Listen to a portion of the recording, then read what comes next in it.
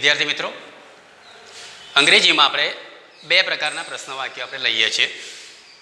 એક પ્રકારનું પ્રશ્ન વાક્ય જેને આપણે કહીએ છીએ ઇન્વર્ઝન ક્વેશ્ચન્સ, જેને આપણે ગુજરાતીમાં કહીએ છીએ ઉલટ પ્રશ્નો. બીજા પ્રકારનું વાક્ય છે એ છે WH ક્વેશ્ચન્સ. બે પ્રકારના આપણે વાક્યો અંગ્રેજીમાં લેતા હોઈએ છીએ. બંનેના અર્થ અલગ થાય છે, બંનેના જવાબ પણ અલગ પ્રકારના આવતા હોય છે. હવે અત્યારે આપણે ઇન્વર્ઝન ક્વેશ્ચન્સ એટલે કે ઉલટ પ્રશ્નની વાત કરીશું. સારું, હવે ઉલટ પ્રશ્ન બનાવવા માટે આપણે શું કરીએ છીએ? તો સૌથી પહેલાં ઉલટ પ્રશ્ન બનાવવાનું હોય ત્યારે આપણી પાસે એક અફર્મેટિવ સેન્ટેન્સ આવે છે, જેને વિધાન વાક્ય, સાદું વાક્ય આપણે કહીએ છીએ, હકારાત્મક વાક્ય કહીએ છીએ. અને એ હકારાત્મક વાક્યની રચના SVO, સબ્જેક્ટ, વર્બ અને ઓબ્જેક્ટ, કર્તા, ક્રિયાપદ અને કર્મ, આ પ્રકારની હોય છે. હવે આ પ્રકારનું જ્યારે આપણી પાસે અફર્મેટિવ સેન્ટેન્સ હોય, હકારાત્મક વાક્ય હોય, એનું ઇન્વર્ઝન ક્વેશ્ચન્સમાં રૂપાંતર કરવું હોય ત્યારે આપણે શું કરીએ?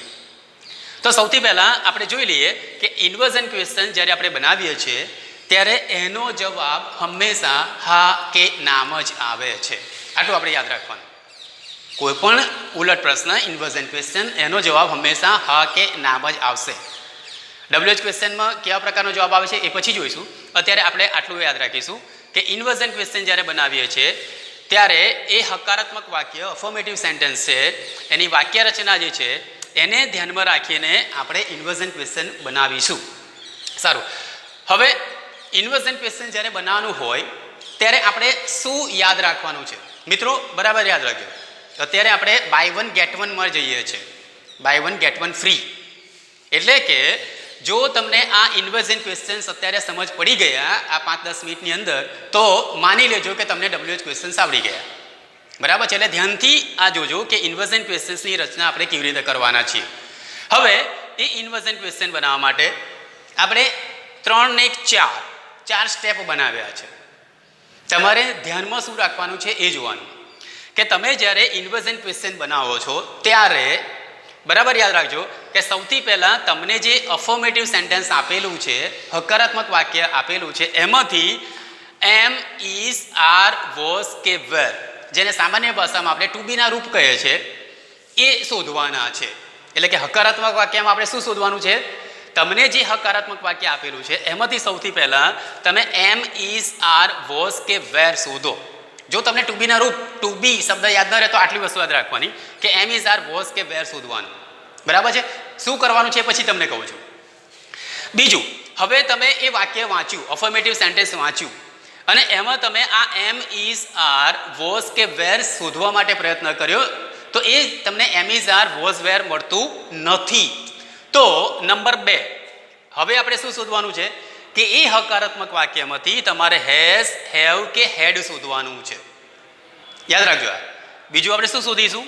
હેઝ, હેવ કે હેડ.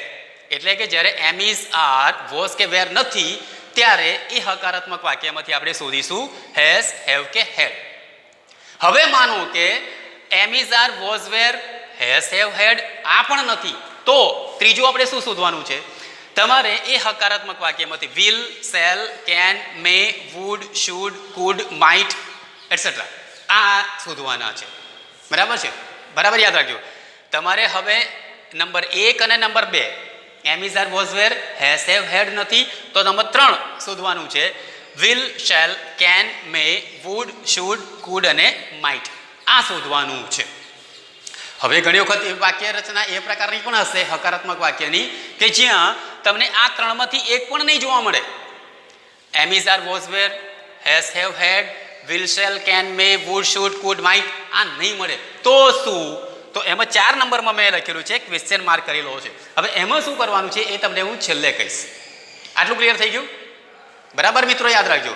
હકારાત્મક વાક્યમાંથી આપણે પહેલાં આ 3 સ્ટેપ જે છે એ 3 સ્ટેપને આપણે યાદ રાખીશું. સૌથી પહેલાં એ વાક્યમાંથી હું શોધીશ એમ, ઇઝ, આર, વોઝ, વેર. જો એ નથી તો હું પછી શોધીશ હેઝ, હેવ, હેડ. એ નથી તો પછી હું શોધીશ will, shall, can, may, would, should, could, might. અને એ પણ નથી તો ચોથા સ્ટેપમાં મારે શું કરવાનું છે એ તમને પછી કહીશ. હવે આપણે પહેલા 3 સ્ટેપને ધ્યાનમાં રાખીને હવે આપણે આગળ વધીએ છીએ. મિત્રો યાદ રાખજો. હવે પહેલા નંબરનું વાક્ય લઉં છું, ઉદાહરણમાં આપણે લઈએ છીએ. બરાબર? જોજો હવે ઇન્વર્ઝન ક્વેશ્ચન કેટલું સરળ બની જાય છે. અમારી પાસે એક વાક્ય છે આઈ હેવ એ બુક, બરાબર છે મિત્રો? બરાબર જોજો, આઈ હેવ એ બુક મારી પાસે આ હકારાત્મક વિધાન વાક્ય છે, અફર્મેટિવ સેન્ટેન્સ છે. હવે આ અફર્મેટિવ સેન્ટેન્સનું મારે રૂપાંતર શામાં કરવાનું છે? ઇન્વર્ઝન ક્વેશ્ચનમાં, ઉલટ પ્રશ્ન બનાવવાનું છે કે જેનો જવાબ મારે હા કે નામાં મેળવવાનો છે. તો હું શું કરીશ? તો આપણે આ વસ્તુ ધ્યાનમાં રાખવાની. હવે આપણી પાસે વાક્ય છે આઈ હેવ એ બુક, બરાબર? ધ્યાન રાખજો, આઈ હેવ એ બુક આ વાક્ય છે. હવે એનું મારે ઇન્વર્ઝન ક્વેશ્ચન બનાવવું છે. તો સૌથી પહેલું સ્ટેપ મારે શું કરવાનું છે કે મારે આ જે વાક્ય છે આઈ હેવ એ બુક, એમાંથી હું શું શોધીશ? એમ ઇઝ આર વોઝ કે વેર. મિત્રો તમને આ એમ ઇઝ આર વોઝ કે વેર દેખાય છે આ વાક્યમાં? છે તો તમે તરત જવાબ આપશો સાહેબ નથી. તો હવે બીજો સ્ટેપ આગળ લેવાનું. તો હવે એને ભૂલી જાઓ. હવે મારે શું શોધવાનું છે? મારે આ વાક્યની અંદર આઈ હેવ એ બુક એ વાક્યની અંદર હું શું શોધીશ? હેઝ, હેવ કે હેડ. એટલે તમે તરત ખુશ થઈ જશો, હા સાહેબ હેવ છે. ક્યાં છે હેવ? આ રહ્યું. તો આ હેવ છે. વેરી ગુડ, મળી ગયું? ઓકે, એનો અર્થ એ થયો કે હવે આપણે જ્યારે ઇન્વર્ઝન ક્વેશ્ચન બનાવે છે ત્યારે હવે શું કરીએ છીએ? મેં તમને કહ્યું કે તમે આ યાદ રાખજો. તમે કહેશો કે સાહેબ અહીંયા હેવ મને મળી ગયું છે, વેરી ગુડ. તો હવે આપણે શું કરીશું? આ જે હેવ છે એને હું વાક્યની શરૂઆતમાં મૂકી દઈશ, બરાબર? સમજો, આ હેવ અહીંયાથી મેં ઉઠાવ્યું, બરાબર? જોજો, એટલે હું શું કરીશ? અહીંયા આપણે દાખલા કે જવાબ લખવા માટે પ્રયત્ન કરીએ છીએ, જવાબ લખીએ છીએ. મેં તમને કહ્યું કે આ ત્રણમાંથી શોધવાનું છે. તમે કહ્યું કે સાહેબ અહીંયા હેવ મળી ગયું છે, તો આ હેવને હું વાક્યની શરૂઆતમાં અહીંયા મૂકી દઉં. આ હેવ આવી ગયું, અહીંયાથી નીકળી ગયું. હેવને વાક્યની શરૂઆતમાં મૂક્યું. વાક્યની શરૂઆતમાં એટલે ક્યાં? આઈની આગળ. અહીંયા જો મારે લખવું હોય તો હું અહીંયા આ હેવને ક્યાં લઈ જઈશ? આ હેવ છે એને વાક્યની શરૂઆતમાં એટલે કે આ જગ્યા પર હું લઈ જાઉં, બરાબર છે? તો અહીંયા હવે જ્યારે હું આ વાક્ય બનાવીશ ત્યારે મારું વાક્ય શું થઈ જશે? આ હેવને મેં આગળ મૂકી દીધું. હેવને ક્યાં લાવ્યો? વાક્યની શરૂઆતમાં. વાક્યની શરૂઆતમાં એટલે કર્તા વિભક્તિ આઈ છે એની આગળ. તો હવે મારે બાકીનું વાક્ય કોપી કરવાનું છે. તો મારું વાક્ય શું થઈ જશે? હેવ તો મેં અહીંયા મૂકી દીધું છે. ત્યાર પછી શું આવે છે? આઈ. તો કર્તા વિભક્તિ તમારી આઈ આવે. આ હેવ તો આપણે ઉઠાઈને લઈ દીધું છે એટલે અહીંયાથી હવા નીકળી ગયું, બરાબર છે? અહીંયાથી હાવ નીકળી જાય છે. બાકીના બે શબ્દો કયા રહ્યા? તો એ બુક. અને વાક્યના અંતે પ્રશ્નાર્થ વાક્ય છે એટલે પ્રશ્ન ચિહ્ન મૂકી દેવાનું. બોલો, સિમ્પલ. શું ફેરફાર કર્યો મેં? મારી પાસે જ્યારે આ વાક્ય હતું આઈ હેવ એ બુક, એમાંથી મેં હેવ ઉઠાવ્યું અને હેવ ઉઠાવીને ક્યાં મૂકી દીધું? વાક્યની આગળ. વાક્યમાં સૌથી પહેલા કર્તાની આગળ. અને વાક્યના અંતે મેં શું કરી દીધું? પ્રશ્ન ચિહ્ન. એટલે મારું વાક્ય થઈ જશે હેવ આઈ બુક. સિમ્પલ છે, એકદમ સરળ છે મિત્રો, બરાબર યાદ રાખજો. બીજું એક ઉદાહરણ આપણે લઈએ છીએ. બીજું વાક્ય મારી પાસે અહીંયા છે, હી is reading A novel in the morning. He is reading A novel in the morning. હવે આ વાક્ય એનું આપણે ઉલટ પ્રશ્ન એટલે કે નિવેદન ક્વેશ્ચનમાં રૂપાંતર કરવું છે. તો આપણે શું કરીશું? તો અહીંયા મિત્રો જોઈએ, પહેલાં આપણે શોધવાનું શું છે? આપણી પાસે આ વાક્ય છે હી is reading a novel in the morning. એમાંથી મારે શોધવાનું શું છે? તમારે આ શોધવાનું છે એમ ઇઝ આર વોઝ કે વેર. બહુ સરસ, ખુશ થઈ ગયા ને? હા, કેમ? કારણ કે આપણે જવાબ મળી ગયો છે. અહીંયા શું છે? Am is are was વેરમાં is છે. Very good. તો આ ઇઝ છે, બરાબર છે? તો આ ઇઝને આપણે લઈ લેવાનું. આ ઇઝને અહીંયાથી ઉઠાવી લઈશું અને આ ઇઝને આપણે ક્યાં મૂકી દઈશ? વાક્યની શરૂઆતમાં. થઈ ગયું? અને વાક્યના અંતે હું પ્રશ્ન ચિહ્ન કરી દઈશ એટલે મારું વાક્ય થઈ ગયું is he reading a novel in the morning. થઈ ગયું? એક સ્ટેપ આપણે ઉઠાવીને આગળ મૂકી દઈએ એટલે આપણો ઉલટ પ્રશ્ન બની જાય છે. એકદમ સરળ અને સરળ જ છે, બરાબર છે? ત્રીજું આપણે વાક્ય રહે છે C will visit Bombay tomorrow. હવે આની અંદર ફરીથી આપણે શોધવા માટે પ્રયત્ન કરીએ. સૌથી પહેલાં શોધીએ એમ ઇઝ આર વોઝ વેર છે. તમે તરત જ કહેશો સાહેબ એમ ઇઝ આર વોઝ વેર વાક્યમાં નથી, વાંધો નહીં. બીજા નંબર પર હેઝ, હેવ કે હેડ છે. તમે કહેશો કે ના સાહેબ અહીંયા હેઝ, હેવ કે હેડ પણ નથી. ત્રીજું આપણે શોધવાનું છે will, shall, can, may, would, should, could, might. આટલું બધું મેં વાંચ્યું એ પહેલાં તરત તમે જોઈ લીધું કે સાહેબ વિલ છે. આ હકારાત્મક વાક્યની અંદર આ વિલ છે. આ વિલ છે. આ વિલને આપણે શું કરીશું? આ વિલને હું વાક્યની શરૂઆતમાં અહીંયા મૂકી દઉં એટલે કે અહીંયા આ વિલ કરી દઉં અને આ વિલ અહીંયાથી કાઢી નાખીએ. વાક્યના અંતે હું કરી દઈશ અહીંયા પ્રશ્ન ચિહ્ન એટલે મારું વાક્ય થઈ જશે ઇન્વર્ઝન ક્વેશ્ચનમાં will she visit Bombay tomorrow. થઈ ગયું? આ ત્રણ વાક્યોમાં સમજ પડી ગઈ મિત્રો? ફરીથી આપણે જોઈ લઈએ કે પહેલું વાક્ય હતું આઈ હેવ એ બુક. એમાંથી આપણે શોધવાનું હતું એમ ઇઝ આર વોઝ વેર, નથી. હેઝ, હેવ કે હેડ, એમાં છે શું છે હેવ, એટલે આ હેવ હતું. તો આ હેવને મેં વાક્યની આગળ મૂકી દીધું, અહીંયાથી હેવ કાઢી નાખ્યું. હેવ આઈ એ બુક, વાક્યના તે પ્રશ્નાચિહ્ન જે મેં અહીંયા લખ્યું છે એ પ્રમાણે. બીજું વાક્ય હતું he is reading a novel in the morning. એની અંદર આપણે શું શોધવાનું હતું am is are was were, એમાં આપણે અહીંયા ઇઝ છે તો અહીંયા ઇઝ છે. તો આ ઇઝને મેં અહીંયાથી ઉઠાવી અને વાક્યની શરૂઆતમાં કર્તા વિભક્તિની આગળ મૂકી દીધું. તો મારું વાક્ય થઈ ગયું is he reading a novel in the morning, વાક્યને તે પ્રશ્નાચિહ્ન. ત્રીજું વાક્ય હતું she will visit Bombay tomorrow, એ હકારાત્મક વાક્ય હતું. એમાં આપણે શું શોધવાનું હતું તો આ ત્રણમાંથી એક. તો એમાં તમે જોયું કે અહીંયા ત્રીજામાં છે વિલ. તો આ વિલ છે એ વિલને અહીંયાથી ઉઠાવી લેવાનું અને વાક્યની શરૂઆત મૂકી દઈએ કર્તા વિભક્તિની આગળ અને વાક્યને અંતે કરી દઈએ પ્રશ્નાચિહ્ન. આટલું ક્લિયર થઈ ગયું? આટલી સમજ પડી ગઈ હોય ત્યાર પછી નંબર 4. નંબર 4 અહીંયા તમે જોશો તો ક્વેશ્ચન માર્ક છે. હવે ક્વેશ્ચન માર્ક કેમ? અહીંયા બરાબર યાદ રાખવાનું, આ ત્રણ વાક્યમાં આપણે શું કર્યું છે, આ ત્રણ વાક્યની અંદર અહીંયા મેં જે 3 પોઈન્ટ્સ લખેલા છે am is are was were, has, have કે had, will, shall, can, may, would, should, could અને માઇટ, આ જે લખેલા છે એ આપણી પાસે છે અને એ આપણે ઉઠાવીને અહીંયા આગળ મૂકી દીધા છે. હવે પ્રશ્ન ક્યાં આવે છે? 4 નંબરમાં જે વાક્ય આપણે લેવાના છીએ એ વાક્યમાં પ્રશ્ન એ છે કે ત્યાં તમને આ ત્રણમાંથી એક પણ જોવા નહીં મળે. બરાબર મિત્રો, યાદ રાખજો. અહીંયા જે 4 નંબરનું વાક્ય આપણે લઈએ છીએ એ 4 નંબરના વાક્યની અંદર તમને am is are was were, has, have કે had, will, shall, can, may, would, should, could અને માઇટ આ નહીં જોવા મળે. જુઓ કેવી રીતે. તો અહીંયા આપણી પાસે વાક્ય છે Mala cooks rice in the evening. આને આપણે સામાન્ય ભાષામાં કે simple sentence, simple present tense, સાદો વર્તમાન કાળ આપણે કહે છે. સામાન્ય આપણને કહે છે ને, તમે ગ્રામર ભણો છો એની અંદર પહેલો કાળ શું આવે તો કે છે સિમ્પલ પ્રેઝન્ટ ટેન્સ, બીજો કાળ શું આવે તો કે છે સિમ્પલ પાસ્ટ ટેન્સ. એનો અર્થ એ થયો કે આપણને એવું કહીએ છીએ કે આ એકદમ સરળ છે. ના મિત્રો, જે સરળ છે એ જ અઘરો છે. કેવી રીતે અઘરો છે? કારણ કે જ્યારે આપણે પ્રશ્ન વાક્ય બનાવીએ છીએ ત્યારે આપણને ખબર પડે છે. જો બાકીના 10 કાળ તમે લઈ લો છો, બાકીના 10 કાળ લઈ લો છો, ત્યાં તમને આ 10 કાળની અંદર આ 3 વસ્તુ તો તમને જોવા મળવાની છે.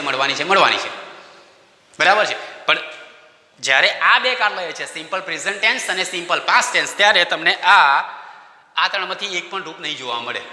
બરાબર છે. જુઓ વાક્ય આપણું છે Mala cooks rice in the evening. બરાબર, જોજો અહીંયા Mala cooks rice in the evening આપણી પાસે વાક્ય છે. બરાબર, ધ્યાનથી જુઓ. હવે આ વાક્યની અંદર તમે જુઓ એમ ઇઝ આર વોઝ વેર છે. વેરી ગુડ, તમે તરત જ કહી દીધું નથી સાહેબ. સારું, છોડ દો. હવે હેઝ, હેવ કે હેડ છે, તમે તરત જ કહી દીધું સાહેબ નથી. ત્રીજું will, shall, can, may, would, should, could અને માઇટ છે. ઓકે, તમે કહી દીધું નથી. તો હવે શું? તો આનો જવાબ અહીંયા આપણે 4 નંબર મેં જે ક્વેશ્ચન માર્ક કરેલો છે એ ક્વેશ્ચન માર્ક એટલા માટે મેં કરેલો છે કારણ કે આ વાક્યોની અંદર સિમ્પલ પ્રેઝન્ટ ટેન્સ અને સિમ્પલ પાસ્ટ ટેન્સની અંદર તમને આ 3 વસ્તુ નથી મળવાની. એનો અર્થ એ થયો કે હવે તમે જ્યારે પ્રશ્ન વાક્ય બનાવશો, ઇન્વર્ઝન ક્વેશ્ચન બનાવશો, ત્યારે તમારે આ નથી, જે નથી એ તમારે મૂકવાનું છે. બરાબર સમજો? અહીંયા સુધી તો હતું એ આપણે મૂક્યું છે. હવે 4 નંબરમાં મારે ક્વેશ્ચન માર્ક મેં એટલા માટે કરેલો છે કારણ કે અહીંયા મારે જે નથી એ મૂકવાનું છે અને જે નથી એ મૂકવાનું છે એટલે થોડું અહીંયા સામાન્ય અઘરું થાય. બરાબર છે? સામાન્ય અઘરું થાય. તો અહીંયા હવે હું શું કરીશ? બરાબર, જોજો. અહીંયા હવે હું આ ક્વેશ્ચન માર્ક કાઢી નાખું છું અને તમને જવાબમાં મૂકું છું કે મારે અહીંયા શું મૂકવાનું છે. બરાબર, ધ્યાન રાખો. જ્યારે આ પ્રકારનું વાક્ય હશે, જ્યારે આ 3 નહીં હોય, ત્યારે મારે ચોથા વિકલ્પની અંદર મારે શું કરવું પડશે? કાં તો હું મૂકીશ ડુ અથવા તો ડઝ અથવા તો ડીડ. આ 3 મૂકવાના છે. હવે મિત્રો જુઓ આ વાક્ય Mala cooks rice in the evening, એમાં ડુ, ડઝ કે ડીડ છે? નથી. ઉપરના 3 વાક્યની અંદર તો તમને am is are was were, has, have, had, will, shall, can, may, would, should, could, might હતું, એ તમે મૂકી દીધું. એ વાક્યની શરૂઆત મૂકી દીધું અને વાક્યને અંતે પ્રશ્નાચિહ્ન કરી દીધું એટલે થઈ ગયું તમારું વાક્ય. પણ હવે જે 4 નંબરનું વાક્ય આવ્યું એ 4 નંબરના વાક્યની અંદર મારે મૂકવાનું છે ડુ, ડઝ અથવા તો ડીડ, જે મારી પાસે આ હકારાત્મક વાક્યમાં નથી. Mala cooks rice in the evening એમાં ડુ, ડઝ કે ડીડ નથી. તો હવે હું શું કરીશ? તો મિત્રો બરાબર યાદ રાખજો, આપણે બે પ્રકારના અહીં મેં તમને વાક્ય કહ્યા, સિમ્પલ પ્રેઝન્ટ ટેન્સ અને simple past tense. Simple present tense આના વડે બનાવીએ તો આપણને મેં શરૂઆતમાં મેં તમને સમજાવ્યું હતું ને એમાં તમને કહ્યું હતું કે સાદો વર્તમાનકાળ તમે જ્યારે બનાવો છો ત્યારે કરતા પછી આ કરતા ત્યાર પછી આપણે ક્રિયાપદ મૂકીએ છીએ, આ ક્રિયાપદ. તો એ ક્રિયાપદ કયા પ્રકારનું આવે એ ધ્યાનમાં રાખવાનું. સાદા વર્તમાન કાળની અંદર ક્રિયાપદ કયા પ્રકારનું આવે એ યાદ રાખવાનું. તો એમાં બે પ્રકારના ક્રિયાપદ લઈએ છીએ મિત્રો, બરાબર યાદ રાખજો. બે પ્રકારના ક્રિયાપદ એટલે કયા? એસ કે ઈએસ. બરાબર જોજો, એસ અથવા તો ઈએસ પ્રત્યય વાળું કે વિનાનું ક્રિયાપદ. સાદા વર્તમાન કાળમાં આપણે કયું ક્રિયાપદ મૂકીએ છીએ હકારાત્મક વાક્યમાં? એસ કે ઈએસ પ્રત્યય વાળું કે વિનાનું ક્રિયાપદ. બરાબર જોજો. એનો અર્થ એ શું થયો કે તમારી પાસે મૂળ ક્રિયાપદ છે, મૂળ ક્રિયાપદ છે. દાખલા તરીકે આપણે એક ક્રિયાપદ લખીએ છીએ, આપણે પ્લે, માનો કે પ્લે ક્રિયાપદ છે. તો અને અહીંયા આને સમજવા માટે પ્રયત્ન કરીએ તો આપણે શું લખ્યું છે? એસ કે ઈએસ પ્રત્યય વાળું કે વિનાનું. તો આ જે પ્લે છે એ વિનાનું ક્રિયાપદ છે. એસ કે ઈએસ પ્રત્યય વિનાનું ક્રિયાપદ. એનો અર્થ શું થયો કે તમારા ક્રિયાપદની પાછળ એસ કે ઈએસ પ્રત્યય નથી. પણ હું અહીંયા બીજી રીતે પણ ક્રિયાપદ મૂકી શકું છું અને હું આ રીતે લખું છું ત્યારે શું થઈ ગયું? એસ કે ઈએસ પ્રત્યય વાળું ક્રિયાપદ. તો અહીંયા આ ક્રિયાપદની પાછળ પ્લેની પાછળ મેં એસ મૂક્યો છે એટલે આ ક્રિયાપદ કયું કહેવાય? એસ કે ઈએસ પ્રત્યય વાળું. મિત્રો સમજ પડે છે? બરાબર યાદ રાખજો. એટલે સાદા વર્તમાન કાળની અંદર આપણે બે પ્રકારના ક્રિયાપદ લઈએ છીએ. એક એસ કે ઈએસ પ્રત્યય વિનાનું ક્રિયાપદ જેને આપણે કહે છે મૂળ ક્રિયાપદ. બીજું આપણે શું કહે છે? એસ કે ઈએસ પ્રત્યય વાળું ક્રિયાપદ. હવે યાદ શું રાખવાનું છે? અત્યારે આપણે સાદા વર્તમાન કાળની વાત કરીએ છીએ, બરાબર યાદ રાખજો. હવે તમારે શું કરવાનું છે? આપણી પાસે આ બે ક્રિયાપદ છે. હવે માનો કે તમે જે ક્રિયાપદ જુઓ છો એ ક્રિયાપદમાં એસ કે ઈએસ પ્રત્યય નથી. બરાબર છે? આ ક્રિયાપદમાં એસ કે ઈએસ પ્રત્યય છે ના. જો નથી તો તમે જ્યારે એનું પ્રશ્ન વાક્ય બનાવો ત્યારે તમારે એ પ્રશ્ન વાક્યમાં જેમ અહીંયા આપણે am is are was were has એ વેડ કે વિલ શેલ ગેટ આ જે ક્રિયાપદો હતા એને આપણે વાક્યની શરૂઆતમાં મૂકતા હતા એ જ પ્રમાણે અહીંયા જ્યારે ક્રિયાપદ મૂળ ક્રિયાપદ હોય એની પાછળ એસ કે ઈએસ પ્રત્યય ન હોય ત્યારે હું વાક્યની શરૂઆતમાં મૂકીશ ડુ. બરાબર છે? બરાબર યાદ રાખજો. ત્યાર પછી બીજી રીત પણ તમને સમજાવું છું. હવે માનો કે તમારી પાસે જે ક્રિયાપદ છે એ ક્રિયાપદની પાછળ એસ કે ઈએસ પ્રત્યય છે. અહીંયા મારી પાસે આ પ્લે છે તો પ્લેની પાછળ એસ છે. જ્યારે પ્લેની પાછળ એસ છે એને કહેવાય એસ કે ઈએસ પ્રત્યય વાળું ક્રિયાપદ. બરાબર છે? તો જ્યારે એસ કે ઈએસ પ્રત્યય વાળું ક્રિયાપદ હોય ત્યારે તમારે મૂકવાનું આવશે ડસ. આટલું ક્લિયર થઈ ગયું? આટલું ક્લિયર થયું? આટલું જ યાદ રાખવાનું. મૂળ ક્રિયાપદ હોય એસ કે ઈએસ પ્રત્યય ન હોય ત્યારે આપણે ડુ મૂકીશું.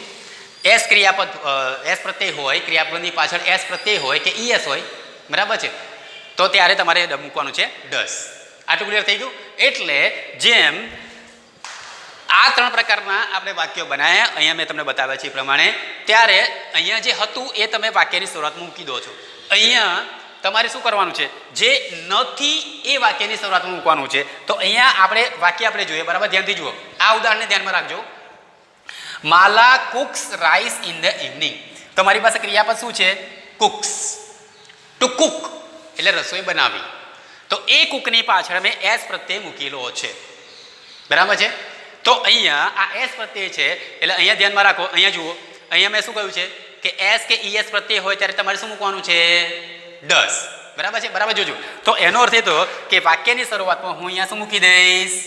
ડસ. થઈ ગયું? હવે યાદ રાખવાનું કે તમે જ્યારે ડસ મૂકો છો ત્યારે ડસની અંદર ઈએસ આવી જાય છે, એસ કે ઈએસ આવી જાય છે.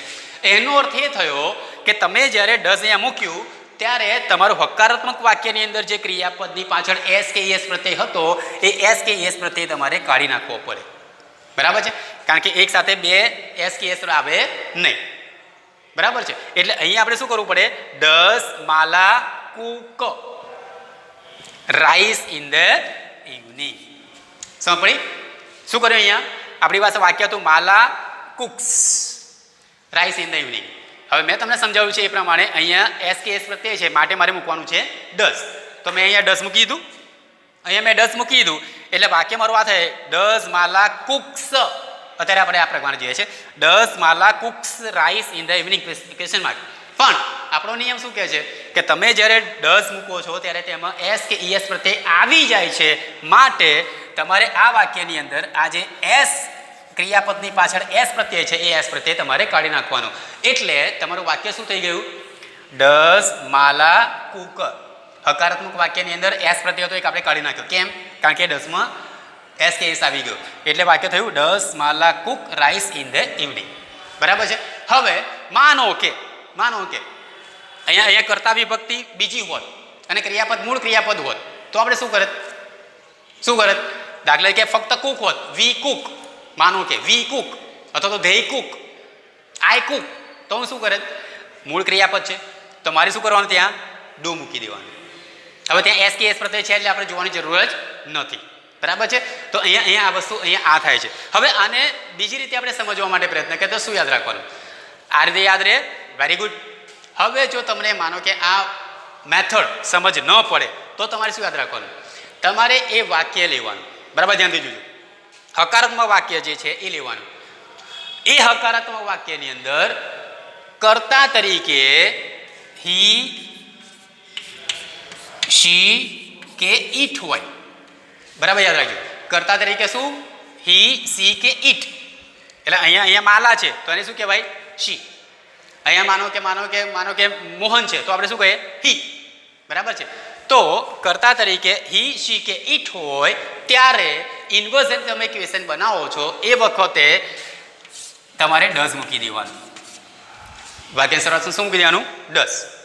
બરાબર છે, યાદ રહે છે. શું કરવાનું છે? કર્તા તરીકે હી, શી કે ઈટ હોય ત્યારે તમારે ઇન્વર્ઝન ક્વેશ્ચન બનાવવા માટે તમારે એ વાક્યની શરૂઆતમાં ડઝ મૂકી દેવાનું. તો અહીંયા મેં ડઝ મૂક્યું છે. બરાબર છે. ત્યાર પછી શું કરવાનું? તો અહીંયા અફર્મેટિવ સેન્ટેન્સની અંદર ક્રિયાપદ જે છે એસ કે એસ પ્રત્યય વાળું છે તો એમાંથી જે એસ કે એસ પ્રત્યય હતો એ મારે કાઢી નાખવાનો. બરાબર છે. તો વાક્ય આ પ્રકારે થાય. એનો અર્થ એ થયો એનો બીજો અર્થ અહીંયા એ થયો કે જો તમારી પાસે જે વાક્ય છે એ વાક્યમાં બરાબર જોજો અહીંયા કર્તા તરીકે આઈ, વી, યુ કે ધેય હોય.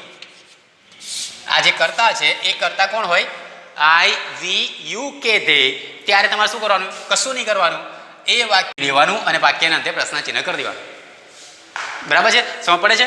તો અહીંયા દાખલા તરીકે આપણે એ પ્રકારે આપણે જોઈએ તો અહીંયા વાક્ય મારું અહીંયા આ રીતે હું બનાવી શકીએ. ઉદાહરણ આપણે લઈ લઈએ.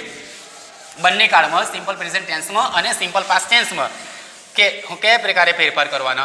તો અહીંયા વાક્ય મારું આ પ્રકારે થાય. દાખલા તરીકે બરાબર જોજો. દાખલા તરીકે વી પ્લે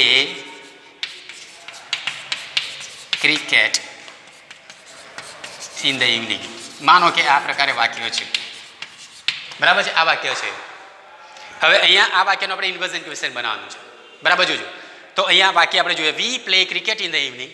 બરાબર છે. તો આ વાક્યની અંદર am is are was were છે? નથી. હેઝ હેવ હેડ છે? નથી.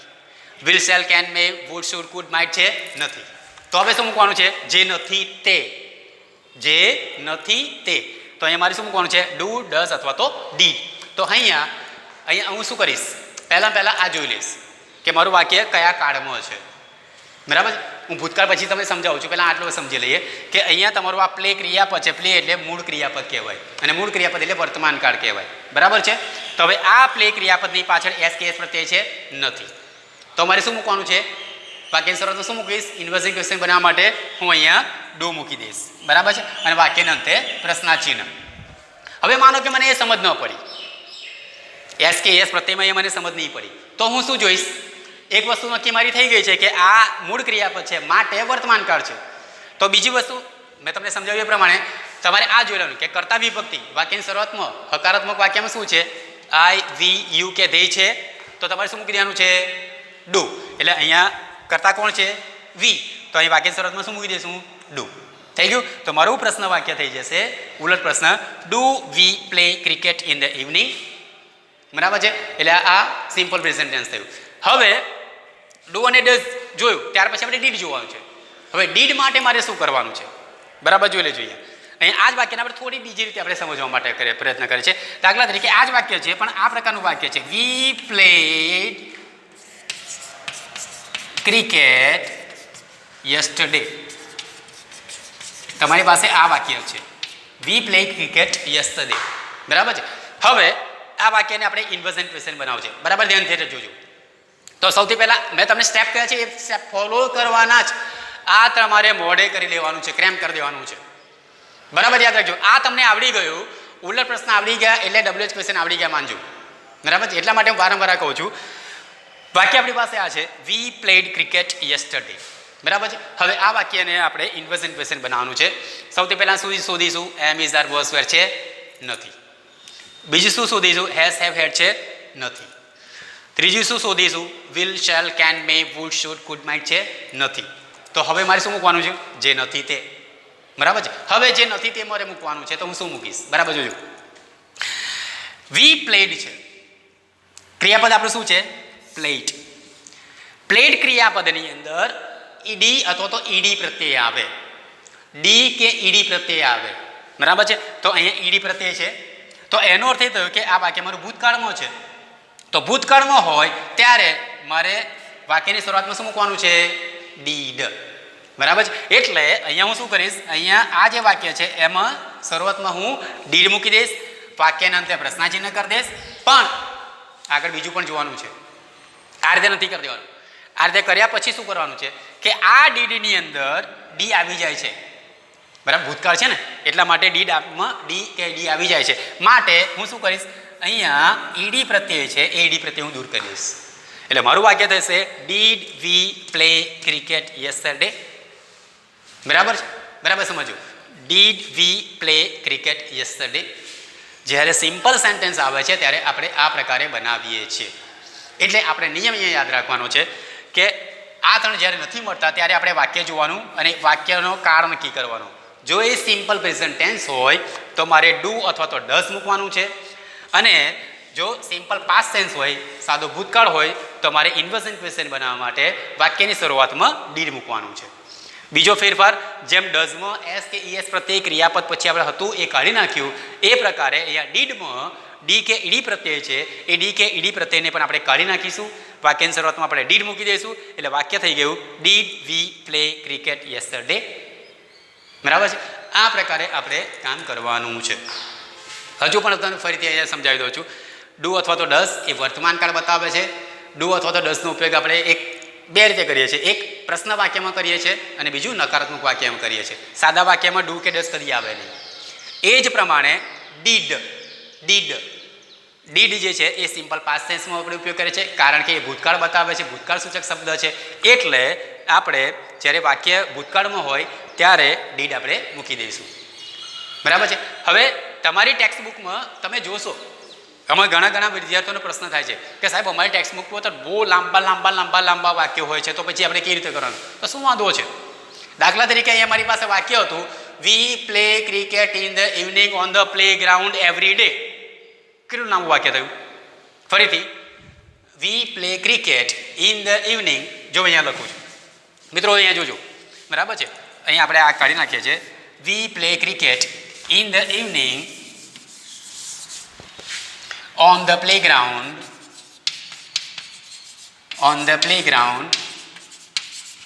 every day. ઓકે, હવે આપણે આ વાક્યને આપણે ધ્યાનમાં રાખીએ છીએ, બરાબર છે. હવે તમે અહીંયા વાક્યમાં શું કહો? સાહેબ આ કેટલું લાંબુ વાક્ય છે, વી play cricket in the evening on the playground every day. મિત્રો, ઇન્વર્ઝન ક્વેશ્ચન બનાવ્યું છે ત્યારે આપણે આખું કશું જોવાની જરૂર નથી. આપણું ધ્યાન ફક્ત પહેલા બે શબ્દ પર જ હોવું જોઈએ, બરાબર. પહેલા બે શબ્દ પર જ ધ્યાન રાખવાનું, કારણ કે એમાં ફેરફાર અહીંયા જ કરવાનો છે. બાકીનું તો કોમન આવી જાય છે, બરાબર. કેવી રીતે? તો અહીંયા આપણે જોઈએ છે કે આ વાક્ય છે, ક્રિયાપદ પ્લે છે. ક્રિયાપદ પ્લે છે એટલે આ ત્રણ ઉપરના શબ્દો તો છે જ નહીં, એટલે મારે કાં તો મૂકવાનું ડુ અથવા ડઝ. અહીં સાદો વર્તમાન કાળ છે એટલે અહીંયા મારે શું મૂકી દેવું પડે? બરાબર, જોજો. અહીંયા હું શું મૂકી દઈશ? વાક્યની શરૂઆતમાં ડુ મૂકીશ કે ડઝ મૂકીશ? શું મૂકીશ? ડુ. કેમ? કારણ કે કરતા હી શી કે ઇટ નથી, એટલે અહીંયા હું મૂકી દઈશ ડુ, બરાબર છે. ત્યાર પછી શું મૂકવાનું છે મારે? આ જે વાક્ય છે એને કોપી કરી દેવાનું, બરાબર. જુઓ, કશું કર્યું નથી મેં. Do we play cricket in the evening on the playground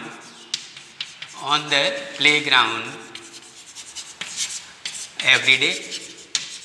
આખું વાક્ય થઈ ગયું, લાંબુ વાક્ય થયું, પણ તમે અહીંયા બરાબર ધ્યાનથી જુઓ તો શું જોવા મળશે? વી પ્લેમાં જ થોડો ફેરફાર આવે છે, બરાબર. પણ અહીંયા તો આપણે એ પણ નથી કરવાનું, એટલે વાક્યની શરૂઆતમાં મેં ડુ મૂકી દીધું ક્રિયાપદને ધ્યાનમાં રાખીને, પછી વાક્યને મેં કોપી કરી નાખ્યું, બરાબર છે. ડઝમાં પણ આપણે આ પ્રકારે જ કરવાનું છે. ડઝમાં આપણે શું કરવાનું છે? આ પ્રમાણે જ કરવાનું છે, પણ અહીંયા એસ કે ઈએસ પ્રત્યે જે આપતો હતો એ આપણે કરી નાખવાનું. ડીડમાં પણ આ પ્રમાણે જ કરવાનું છે કે ડીડને વાક્યની શરૂઆતમાં મૂકી દેવાનું, અને અહીંયા જે ડી કે ઈડી પ્રત્યય હતો એ તમારે દૂર કરવાનું છે. આ રીતે તમારી ટેક્સ્ટબુક આજે લેજો મિત્રો. તમારી ટેક્સ્ટબુકની અંદર 9મું ધોરણ હોય કે 10મું ધોરણ હોય, આ ઇન્વર્ઝન ક્વેશ્ચન છે, બંને માટે છે. 9, 10, 11, 12 આગળ પણ તમને કામમાં આવશે, તો આ બધા માટે છે. તો તમારે શું કરવાનું છે? એ ટેક્સ્ટબુકની અંદર પહેલો પાઠ લેજો, પહેલો યુનિટ જે છે, પહેલો રીટ એ તમારે લેવાનું, અને એની અંદર એક વાક્ય લેવાનું, બરાબર. વાક્ય ગમે એટલું લાંબુ હોય એની ચિંતા નહીં કરવાની. આપણે ધ્યાન ક્યાં રાખવાનું? પહેલા 2 શબ્દો ઉપર, કર્તા અને ક્રિયાપદ, અને એમાં તમારે ફેરફાર કરવાનો છે. આ રીતે યાદ રાખશો તો તમને અવશ્ય આવડી જશે. હવે પછીનો આપણે જ્યારે વિડીયો આપણે લઈશું ત્યારે એની અંદર આપણે 2 નંબર લઈશું. મેં તમને શરૂઆતમાં કહ્યું એ પ્રમાણે 2 પ્રકારના પ્રશ્ન વાક્ય આવે છે, એક ઇન્વર્ઝન ક્વેશ્ચન અને બીજું આવે છે WH ક્વેશ્ચન. એ બીજા પ્રકારના વિડીયોમાં આપણે લઈશું. પણ એ પહેલાં આ યાદ રાખજો, ધોરણ 9 અને 10ના તમામ વિદ્યાર્થીઓ બરાબર યાદ રાખવાનું કે તમારે ટેક્સ્ટબુક લેજો, અને એ ટેક્સ્ટબુકની અંદર પહેલો પ્રકરણ હાલ પૂરતો લેજો, અને એ પહેલા પ્રકરણની અંદર કેવી રીતે હું ઇન્વર્ઝન ક્વેશ્ચન બનાવીશ એ તમે લખજો. એ તમે લખવા માટે પ્રયત્ન કરશો, તમને આવડી જશે. બીજું, ત્રીજું, ચોથું, પાંચમું પછી આગળ તમે વધજો, બરાબર છે. એટલે આ તમારું ગ્રુપ કરાય તરીકે પણ આ કરી શકશો. Okay, thank you.